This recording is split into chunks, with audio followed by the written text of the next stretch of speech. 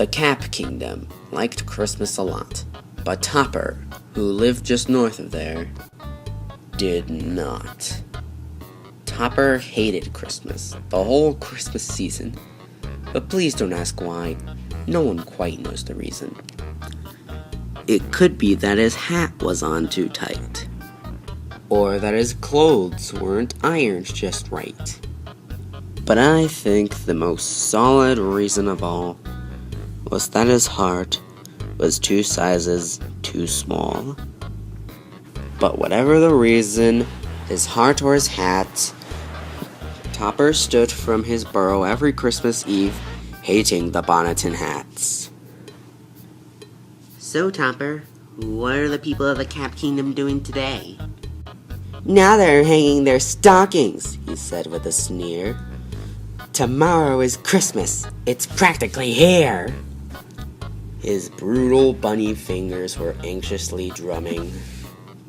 I must find a way to keep Christmas from coming.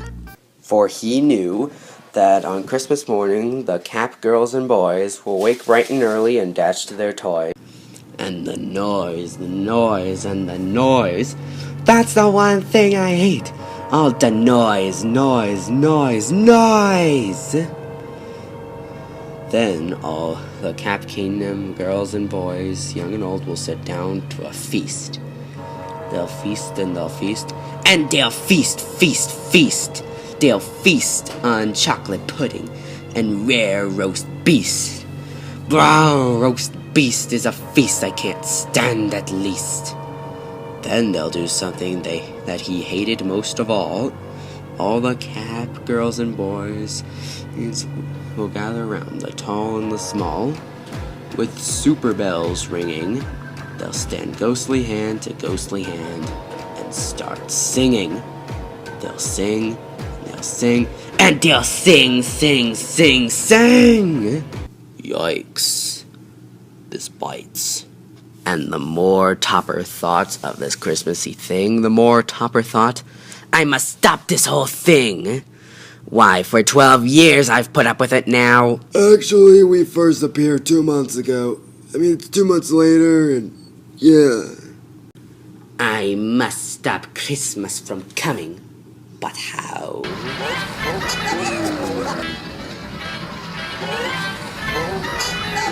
Then he got an idea. An awful idea. Topper got the meanest, most awful idea. Wait a minute, are you actually going to try to stop Christmas from coming? Yes, said Topper as he dashed to his burrow and started to make a fake Santa Claus hat and a coat. What a meanie Topper trick. What a sneaky troll trick. With this coat and this hat, I look just like Saint Nick. There, it's the perfect disguise. Here. Topper, you look like an idiot. Well, all I need is a reindeer, said Topper as he looked around, but he soon knew there were none to be found. In response to this problem, he angrily said, If I can't find a reindeer, I'll make one instead. What are you looking at me for? So he took his brother Rango, and he took some invisible tape, and he taped Knex rods at the top of his face. I'm your reindeer? Why? Because you're old. Accepted. Come on, Broodals, let's go steal Christmas. Then he loaded some bags, a pile for Dal, on the razzle-dazzle sleigh, and he called for his pals. This is humiliating. We're all gonna die, you know. Rango doesn't know how to run a sleigh. Ignoring the words that Harriet said, Topper continued with his Christmas dread. Topper said, Giddy up! And then they headed down to where the Cap girls and boys lay asleep in their town. Whoa, a little too fast, Rango! Please stop! I need a break from running. I'm so old. Get back up there, Rango. Whoa! That's it. I'm gonna die here. Don't abandon ship yet. We're almost there. Tree! My leg!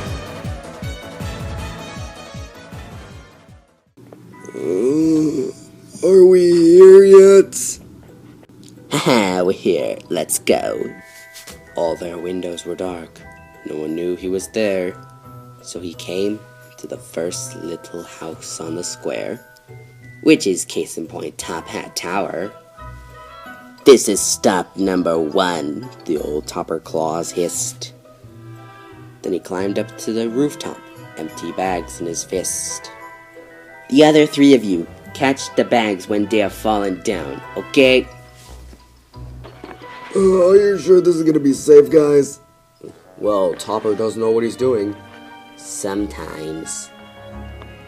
Then Topper climbed down the chimney, a super tight pinch. But if Santa could do it, he couldn't a switch. He got stuck only once. He knew it was dire. But then his fat bunny butt fell into the fire. This tomfoolery was getting him nowhere. Why was the fire on? This just isn't fair. Topper saw all the Bonnetier stockings hung all in a row. These, Marv Topper, will be the first things to go. Then Topper snuck to the basement and saw a whole bunch of stuff.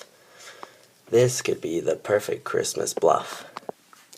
He found a Nintendo Switch and Super Mario Odyssey. These things will be the perfect things to baggy. Ooh, how convenient. He stuffed up the Switch, the stockings and Odyssey, and stuffed that little bag up the chimney.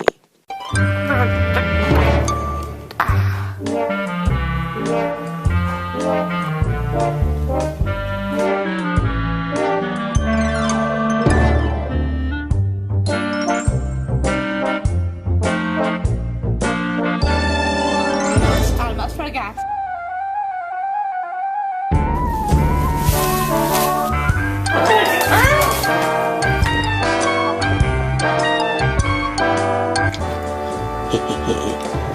Then Topper snuck into the pantry and started to take the Bonnetier's feast. He took the chocolate pudding. He even took the roast beast. He cleaned out the pantry as quick as a flash. Why, that Topper even took the last can of black beans. Seriously? Again? Why? Topper stuck the food up the chimney with glee. Now, grinned Topper, I'll stuck up the tree. What? But while Topper was in the middle of his Christmassy plot, out came Cappy with the brain of a tot. He stared at Topper and said, Santa Claus, why? Why are you taking our Christmas tree? Why? But you know, Topper was so smart and so slick that he thought up a lie and thought it up quick. Why, sweet, sweet, my dear, the fake Santa Claus lied. There's no light on this tree. It won't light on the backside. So I'm taking it home to my workshop, my dear. I'll fix it up there, and I'll bring it back here. And his fib fooled the hat. Then Topper patted his head, got him a drink, and sent him to bed. And when little old Cappy was in bed with his cup, he snuck to the chimney and stuck the tree up. And the last thing Topper took was the log for the fire. On the walls, he left nothing but hooks and some wire. And the one speck of food Topper left in the house was a crumb that was even too small for a mouse. Coming in hot. Oh my, what happened to you guys? You threw too much stuff on us. Then Topper did the same with the other Bonnetier's houses, leaving crumbs much too small for the other Bonnetier's mouses. Did that even make sense? I don't know.